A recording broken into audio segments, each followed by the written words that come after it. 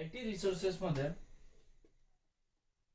तर IT resources बघत असताना आयटी रिसोर्स मध्ये फर्स्ट पॉइंट येतो तो म्हणजे सॉफ्टवेअर. तर what is mean by software? Software म्हणजे काय? सॉफ्टवेअरची डेफिनेशन काय म्हटले बघा. It's a collection of program where program can refer as collection of instruction. Software म्हणजे काय? Is a collection of program where program can refer as a collection of instruction. Software म्हणजे काय? तर सॉफ्टवेअर म्हणजे programme. Software म्हणजे काय? Programme. असा programme जो काय करतो? इन्स्ट्रक्शन कलेक्ट करतो. काय कलेक्ट करतो? इन्स्ट्रक्शन्स काय करतो? कलेक्ट करतो. So software means it is a collection of program. ठीक आहे, कलेक्शन.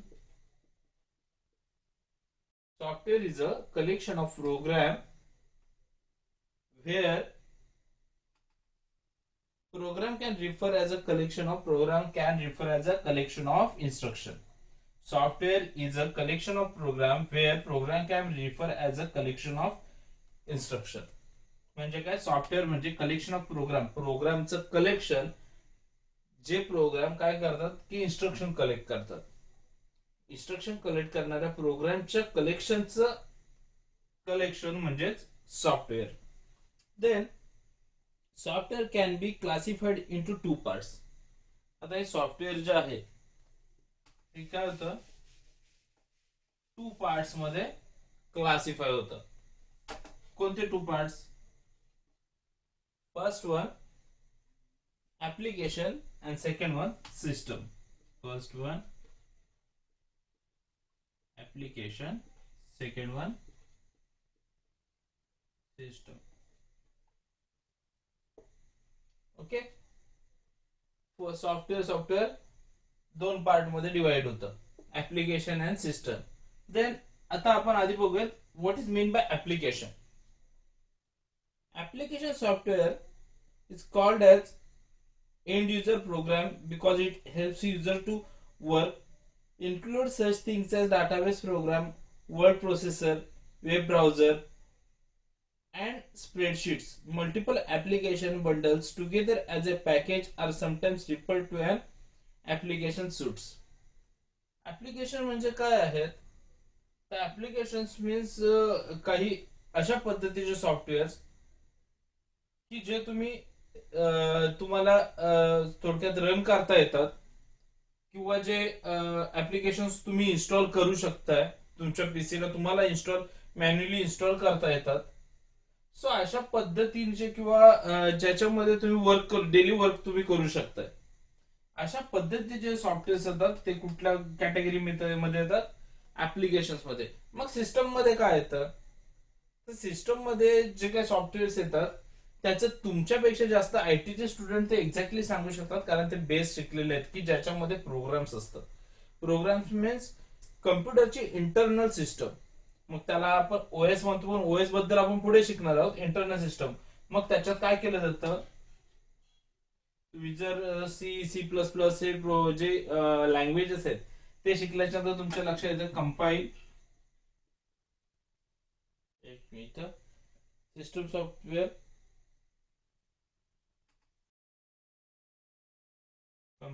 compiler and assembler.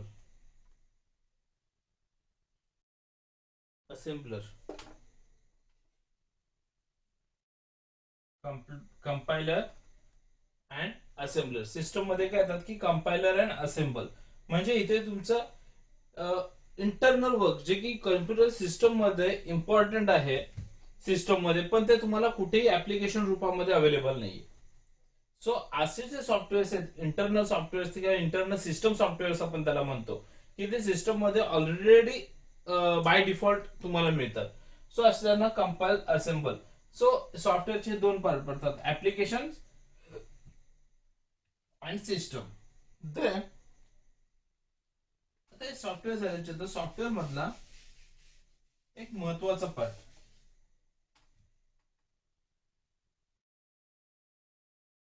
तर आपण म्हणूयात open source.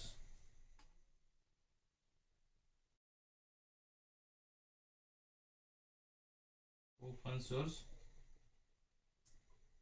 Software.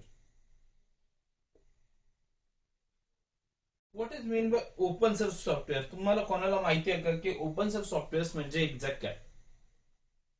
The term open source refers to something people can modify and share because its design is publicly accessible. म्हणजे काय की ह्या अशा पद्धतीचे जे सॉफ्टवेअर्स आहेत ते कोणीही ओपन करू शकतं, कोणीही त्याच्या डिझाईन मध्ये बदल करू शकतो, कोणीही त्याचा यूज त्याच्या ज्या पद्धतीने त्याला हवा आहे त्या पद्धतीने करू शकतो. सो अशा पद्धतीच्या सॉफ्टवेअर्सला म्हटलं जातं ओपन सोर्स सॉफ्टवेअर्स.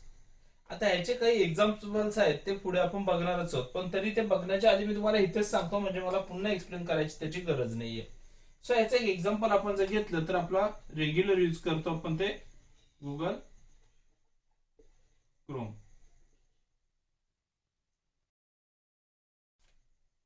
कोणतं सॉफ्टवेअर म्हटलं मी तुम्हाला?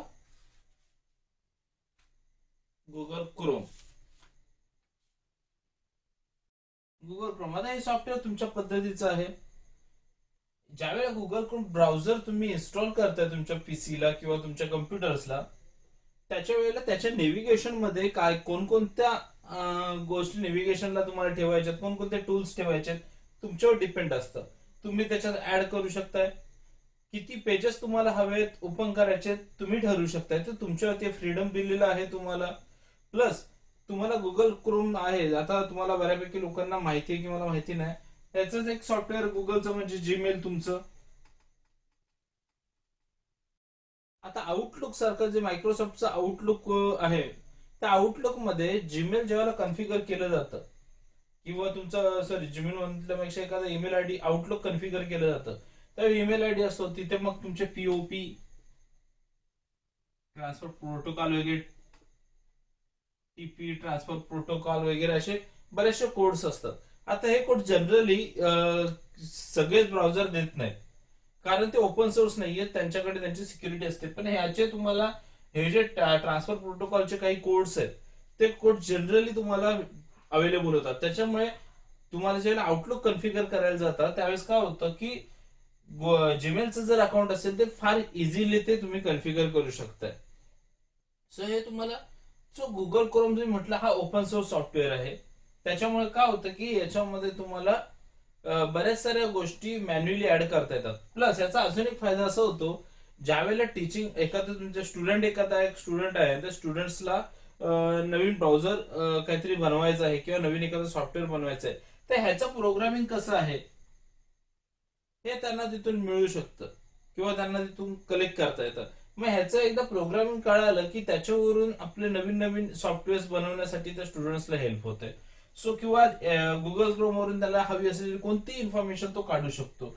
सो त्याच्यामुळे काय होतं की हा पण जरी ओपन सोर्स असेल तरी याला काही रिस्ट्रिक्शन सुद्धा दिलेले असतात, त्या ठेवणं गरजेचं आहे कारण त्याच्याशिवाय त्याच्यावरती कंट्रोल राहत नाही.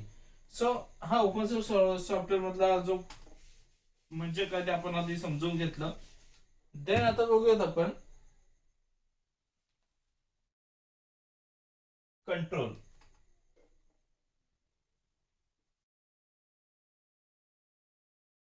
ओपन सोर्स सॉफ्टवेअर मध्ये control. Many people prefer open source software because they have more control over that kind of software. They can examine the code to make sure it's not doing anything they don't want to do it. आता ह्याच्यामध्ये काय होतं control मध्ये काय होतं की general पब्लिकला normal पब्लिकला ओपन सोर्स सॉफ्टवेअर कंट्रोल करणं फार इझी पडतं कारण याच्यामध्ये कोणतेही रिस्ट्रिक्शन्स नाहीयेत. त्यांना ज्या पद्धतीने त्याचं यूज करायचं त्या पद्धतीने ते यूज करू शकतात. त्याच्यामुळे याच्यावरती काय होतं की नॉर्मली ज्या आता सपोज मी माझ्या एज्युकेशन लेवलला यूज करतोय तर मी याला सॉफ्टवेअर्सला काही सिक्युरिटी देऊ शकतो, काही ज्या अडल्ट साइट्स आहेत अशा मी तिथे बॅन करू शकतो किंवा ब्लॉक करू शकतो. सो मला हवे असलेले मी सगळ्या सिक्युरिटी देऊन माझं हे करू शकतो. मग त्याच्यासाठी सिक्युरिटी गुगलने स्वतः दिलेली नाही, ती माझी मी ऍड केलेली आहे. सो मला ज्या पद्धतीने हवंय त्या पद्धतीने मी डिझाईन करतो आणि हे माझ्या पद्धतीने माझं सॉफ्टवेअर चालतंय, त्याच्यामुळे मला ते कंट्रोल करणं इझी जातं. Then second one,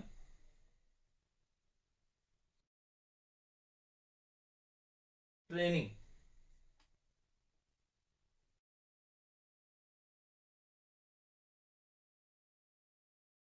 training. Other people like open source software because it helps them become better programmers, because open source code is publicly accessible. Student can easily, मी मगाशी म्हटलं की हे पब्लिकली ऍक्सेसिबल असतं. Open source software काय होतं, publicly accessible असतं. त्याच्यामुळे काय होतं, ह्याचे सगळे कोडिंग, ह्याचे डिझाईन्स वगैरे हे सगळं ओपन असतं. थोडक्यात त्याला कोणत्याही प्रकारची सिक्युरिटी नसते म्हणण्यापेक्षा हा कोणी हँडल करू शकतो. म्हणजे त्याच्यामुळे काय होतं, जे बिगिनर आहेत, ज्यांना काहीतरी नवीन सॉफ्टवेअर मध्ये शिकतायत किंवा काही स्टुडंट्स आहेत त्यांना काहीतरी हेल्प हवी आहे, तर ते हे सॉफ्टवेअर जे आहे ह्याचं कोडिंग वगैरे युज करू शकतात. ह्याचे ज्या काही ह्याच्यातल्या टूल्स त्यांना हव्यात त्या सगळ्या ती युज करून त्यांच्या ट्रेनिंगसाठी किंवा त्यांच्या स्टडीसाठी त्याचा युज करू शकतात. म्हणून त्याला म्हटलं गेलंय training. Then third, security.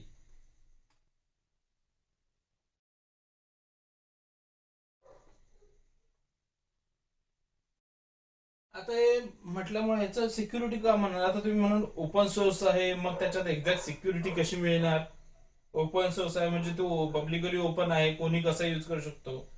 Security means मी आता तुम्हाला म्हटल्याप्रमाणे की माझ्याकडे मी ब्राउझर त्याचं यूज करतोय, पण माझ्याकडे त्याचा इम्पॅक्ट का होतोय यूज करत असताना सिक्युरिटी म्हणजे की मला हवी असलेली सिक्युरिटी मी स्वतः त्याच्यात इनपुट करतोय. त्याच्यामुळे मला तो जो कोण सॉफ्टवेअरचा ओनर आहे किंवा ज्याने ते सॉफ्टवेअर बनवलं त्याच्यावरती जरी विश्वास नसेल तरी मला स्वतःवरती विश्वास आहे, मी स्वतःची सिक्युरिटी स्वतः देतोय तिथे.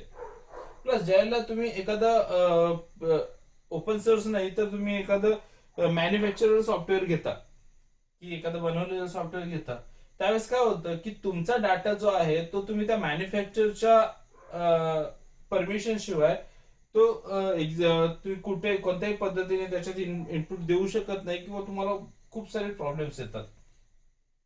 इथे तसं होत नाही, इथे तुम्ही सिक्युरिटी तुमची स्वतःची स्वतः देते, त्याच्यामुळे मॅन्युफॅक्चरचा काही संबंध राहत नाही आणि त्याच्यामुळे इथे सिक्युरिटी हा एक त्याचा पार्ट आहे. Then fourth one, stability.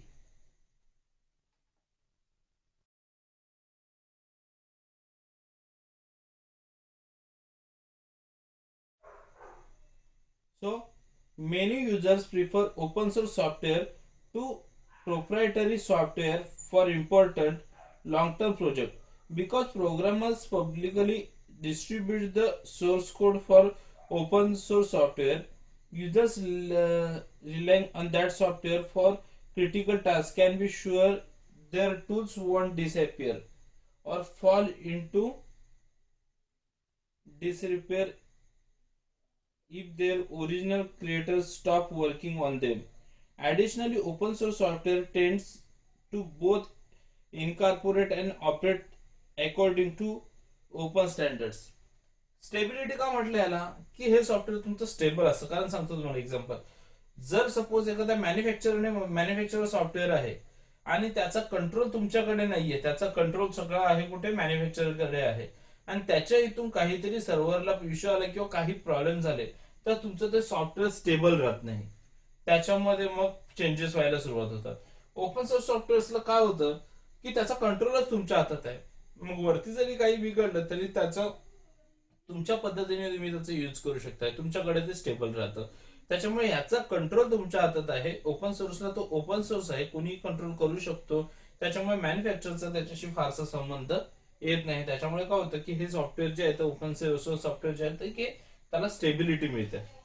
So हे झाल्याच्या नंतर आता आपण पाहूया पुढे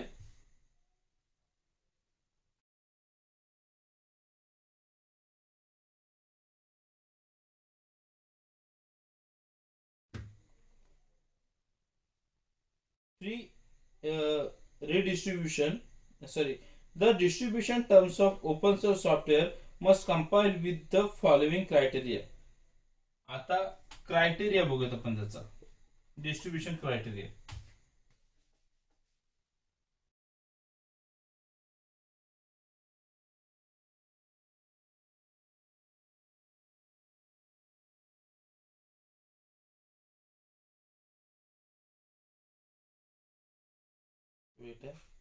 डिस्ट्रीब्युशन क्रायटेरिया.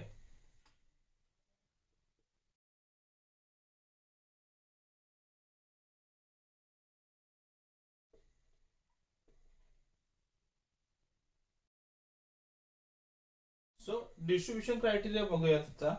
डिस्ट्रीब्युशन क्रायटेरियामध्ये ओपन सोर्स सॉफ्टवेअरचा डिस्ट्रीब्युशन क्रायटेरिया जो आहे त्याच्यामध्ये first point free redistribution. First one, free redistribution.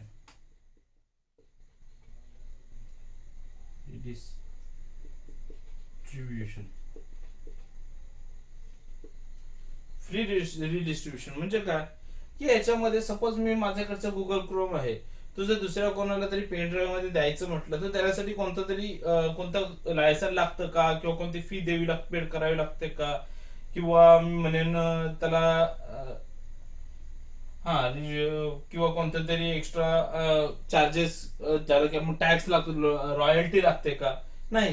कारण हा ओपन सोर्स सॉफ्टवेअर असल्यामुळे तो मी किती जणांनाही देऊ शकतो आणि खूप साऱ्या लोकांना ऍट अ टाइम देऊ शकतो, खूप सारे लोक ते यूज करू शकतात. त्यासाठी कोणत्याही प्रकारची रॉयल्टी पेड करावी लागत नाही, कोणत्याही प्रकारचे चार्जेस द्यावे लागत नाहीत. मग याला म्हटलेलं आहे free redistribution. Then second one, source code.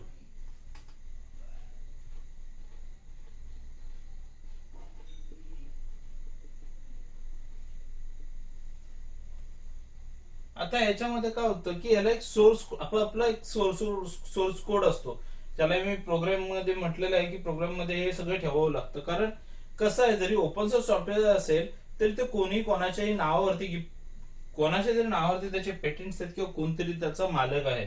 हा, ते त्याने ओपन सर्वांना दिलेला आहे, पण देताना त्याने त्याचा सोर्स कोड प्रत्येकाला ठेवलेला आहे. आणि या सोर्स कोडमुळे काय होतं, the program must include source code and must allow distribution in source code as well as compile form.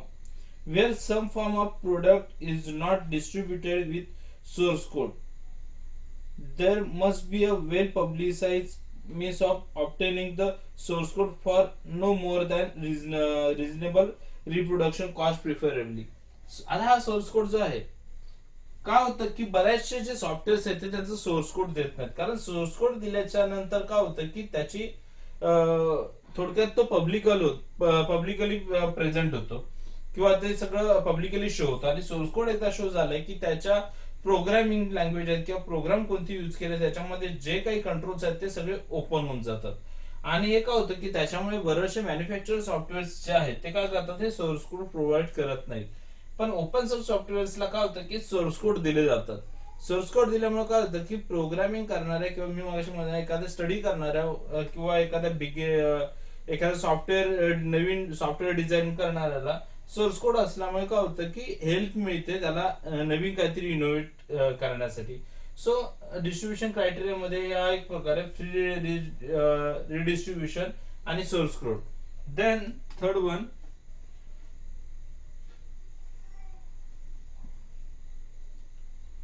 derived words.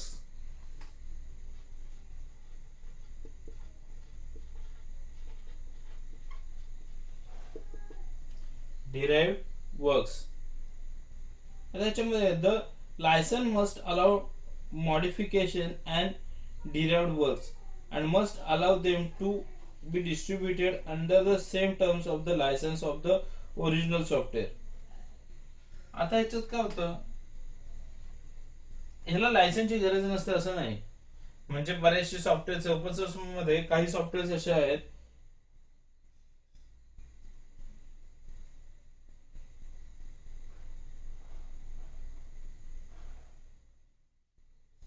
आता याच्यात ते बरेचसे, जसं की मी तुम्हाला एक एक्झाम्पल दिलं तर फोटोशॉप सॉफ्टवेअर, त्याच्यासारखे काही सॉफ्टवेअर आहेत. आता ते फोटोशॉप सुद्धा ओपन सोर्स सॉफ्टवेअर आहे. पण त्याच्यामध्ये काय असं होतं की सुरुवातीला तुम्हाला घेताना त्याला एक लायसन असतं, लायसन की असते. हा पण असं आहे की तेच लायसन तुम्ही पुढे कितीही जणांना डिस्ट्रीब्यूट करू शकताय. असे लायसन्स, सो या ओपन सोर्स मध्ये लायसन्स वाले सुद्धा सॉफ्टवेअर्स येतात. सो असे सॉफ्टवेअर्स तुम्ही डिस्ट्रीब्यूट करू शकता, पण त्याच्यासोबत त्याचा लायसन कोड दिला तर तो इन्फिनाइट वेळा तो काय होतो की तुम्ही इन्स्टॉल करू शकताय. त्याच्यामुळे याच्यावरती कोणतेही रिस्ट्रिक्शन्स राहत नाहीत. थोडक्यात असं नसतं की आता जसं टॅली सॉफ्टवेअर आहे, पण टॅलीचं कसं आहे की जर तुम्ही लायसन घेतलं तर सिंगल युजर्स मिळतं, तुम्ही ते रिडिस्ट्रीब्यूट करू शकत नाही. याच्यात तसं होत नाही, याच्यात तुम्ही रिडिस्ट्रीब्यूट करू शकताय. ते लायसन तुमचं तुम्ही कितीही वेळा तुम्ही यूज करू शकताय. सो derived वर्क्स त्याच्या then integrity of the author's source code. Weight,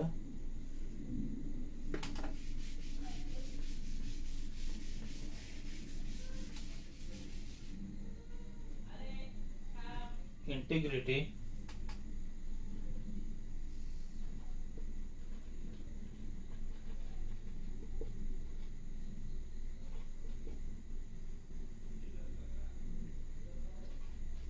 integrity of the authors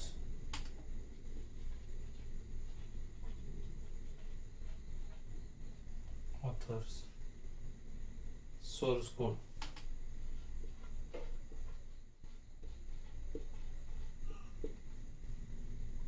Integrity of the author's source code. The license may restrict source code from being distributed in modified form only if the license allows the distributions of patch files with the source code for the purpose of modifying the program at build time. The license must explicitly permit distribution of software built from modified source code. The license may require derived works to carry a different name or version number from the original software. आता इथे integrity of the author source code. आता हे काही softwares आहेत असे, जसे की तुम्हाला एक सांगायचं म्हणजे मायक्रोसॉफ्ट ऑफिस.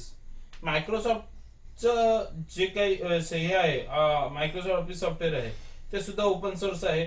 तुम्ही त्याच्यामध्ये हवे ते टूल्स ऍड करू शकताय, हवे ते कमी करू शकताय. पण त्याच्यात काय होतं की तुम्हाला लायसन्स मिळतं, त्याचं लायसन्स घ्यावं लागतं. लायसन्सचा फायदा काय होतं, जर तुम्हाला काहीतरी मॉडीफाय करायचंय किंवा काही त्यातले काही टूल्स आहेत की जे तर तुम्हाला कंट्रोल करायचे, तर तुम्हाला कंपल्सरी लायसन्सची गरज आहे. म्हणजे काय की फक्त ऑथर्सच ते हँडल करू शकतो, जो कोण त्यातला विकत घेईल तो. पण अदरवाईज त्याच्यात तुम्हाला मॉडिफिकेशन करता येणार नाही. आहे ज्या पद्धतीने त्या पद्धतीने सॉफ्टवेअर तर यूज करू शकता, ओपन सोर्स आहे, पण त्याच्यात मॉडिफिकेशन तुम्हाला करता येणार नाही. So integrity of the authors source code. Then fifth one, the discrimination against person or group. No discrimination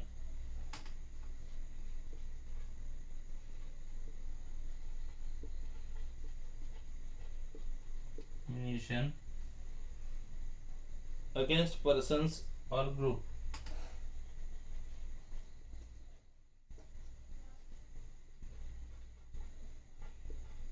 Persons or group.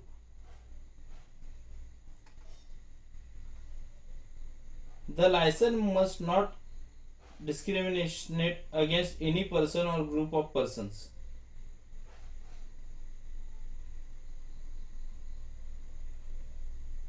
आता इथे काय होतं की against person or group of groups, no discrimination. आता ते लायसन जे आहे तुमचं ते यूज करताना एक सिंगल पर्सन करतोय की किंवा ग्रुप करतोय त्याच्याशी काही घेणं देणं नाहीये. डिस्क्रिमिनेशन अगेन्स्ट, सो ते तुम्ही कोणत्याही पद्धतीने, जर तुमचे लायसन असेल, तुम्ही ऑथर असाल, तर तुम्हाला ते अगेन्स्ट सिंगल पर्सन आहात किंवा ग्रुप्स आहात, याचं काही. हा काही ठिकाणी होतं का असं की जे सॉफ्टवेअर्स आहेत, जसं टॅली सारखे मी सॉफ्टवेअर्स म्हटले, इथे काय होतं की तुम्हाला एक मल्टी युजर्स म्हणून एक सॉफ्टवेअर मिळतं आणि सिंगल युजर्स म्हणून एक सॉफ्टवेअर मिळतं. सिंगल युजर्सला तर एकटाच यूज करू शकतो, मल्टी युजर्सला मग त्या पद्धतीने त्याची कॉस्टिंग असते. ओपन सोर्स सॉफ्टवेअरला तसं काही प्रॉब्लेम नसतो. ओपन सोर्स सॉफ्टवेअर पर्सन्स और ग्रुप्स कोणीही तो विकत घेऊ शकतो, त्याच्यासाठी असं काही डिस्क्रिप्शन नाही आहे. Then sixth one, no discrimination against field or Endeavour.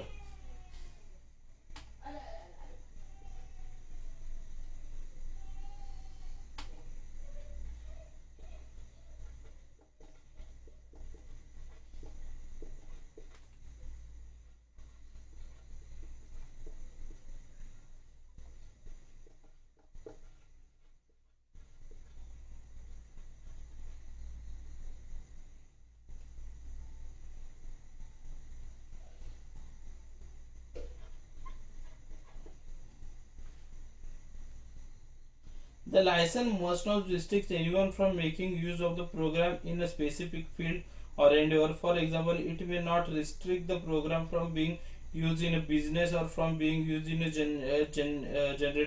genetic research. आता इथं बघा, नो डिस्क्रिमिनेशन अगेन्स्ट फील्ड और एंडोवर, याच्यामध्ये काय होतं की ह्याच्यामध्ये कोणत्याही पद्धतीचे तुम्हाला रिस्ट्रिक्शन्स नसतात. की एखादं सॉफ्टवेअर आहे, आता जसं मायक्रोसॉफ्ट ऑफिस, असं कुठे म्हटलंय का की मायक्रोसॉफ्ट ऑफिस हे फक्त ऑफिशियल यूज साठी यूज करू शकता, एज्युकेशनल यूज साठी? आज मायक्रोसॉफ्ट ऑफिस प्रत्येक ठिकाणी यूज केलं जातं. मग तुम्ही घरी असू देत, नॉर्मल कम बिझनेस मध्ये असू देत, ऑफिसेस मध्ये असू देत, एज्युकेशनल असू देत, रिसर्च मध्ये असू देत, सगळ्या ठिकाणी मायक्रोसॉफ्ट ऑफिस यूज केलं जातं. मग असे जे आहेत, मी म्हटल्याप्रमाणे ओपन सोर्स सॉफ्टवेअर्स आहेत, त्याच्यावरती कोणत्याही प्रकारचं रिस्ट्रिक्शन नसतं. ते कोणत्याही फील्ड वरती, कोणत्याही ठिकाणी तुम्ही त्याचा यूज करू शकताय. Then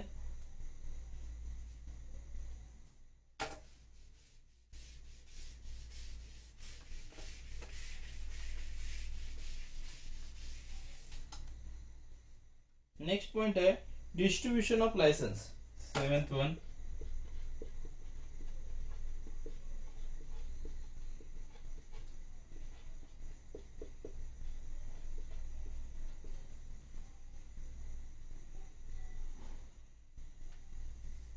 distributions of license.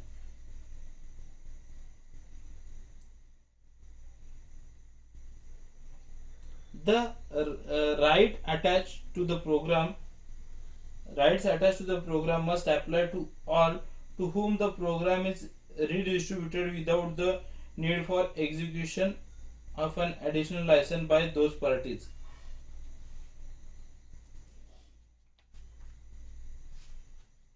The right attached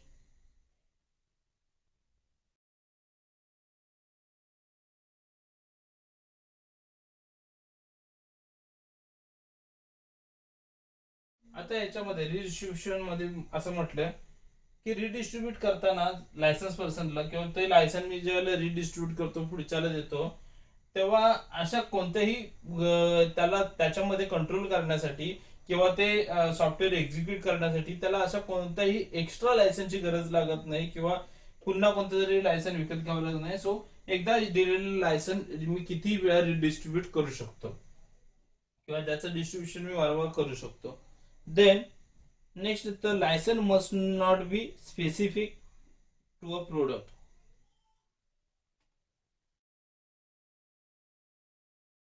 License must not be specific to a product. Specific to a product. काय म्हटलं बघा, the rights attached to the program must not depend on the programs being part of the particular software distribution. If the program is extracted from that distribution and used or distributed within the terms of the program's license, all parties to whom the program is redistributed should have the same rights as those that are granted in conjunction with the original software distribution. आता याच्यामध्ये काय म्हटलंय बघा, मी आता ते तुम्हाला वरती जो यूज केलं डिस्ट्रीब्यूट तेच आहे. Licence must not be specific to a product. Licence त्या एका प्रोडक्ट साठी स्पेसिफिक नाहीये. मीन्स काय म्हटलं त्यांनी, प्रोडक्ट साठी स्पेसिफिक नाही म्हणजे जर मी माझ्या पीसीला मायक्रोसॉफ्ट ऑफिस मी इन्स्टॉल केलं, तर त्यावेळेस मी जे लायसन यूज करणार आहे तेच लायसन मी दुसऱ्याच्या पीसीला ज्या वेळेला दुसऱ्या ठिकाणी जाऊन मी तेच मायक्रोसॉफ्ट ऑफिस ज्यावेळेला इन्स्टॉल करेन, तर त्या ठिकाणी सुद्धा तेच लायसन यूज करणार आहे किंवा त्याच्या पुढे आणखी 2-4 जणांना देणार आहे. पण जी ऑथॉरिटी मला मिळाली आहे, जे कंट्रोल्स मला मिळाले आहेत, तेच सगळे कंट्रोल्स त्यांनाही मिळणार आहेत. त्याच्यात असा कोणताही भेद नसेल की मी प्रोडक्ट घेतला म्हणजे त्याचे फक्त फर्स्ट युजरलाच त्याची ऑथॉरिटी किंवा कंट्रोल असतील असं काही नाहीये. मी जेवढ्या वेळ आपण ते डिस्ट्रीब्युट करेन त्या सगळ्यांना त्याचे ऑथॉरिटी राहील. सो स्पेसिफिक टू प्रोडक्ट, त्या एका प्रोडक्टसाठी किंवा स्पेसिफिक ठिकाणीच यूज करण्यासाठी त्याला असं लायसन, तेवढाच त्या लायसनचं यूज होईल असं काही नसतं. Then 9th one, license must not restrict over softwares. License license must not restrict other software.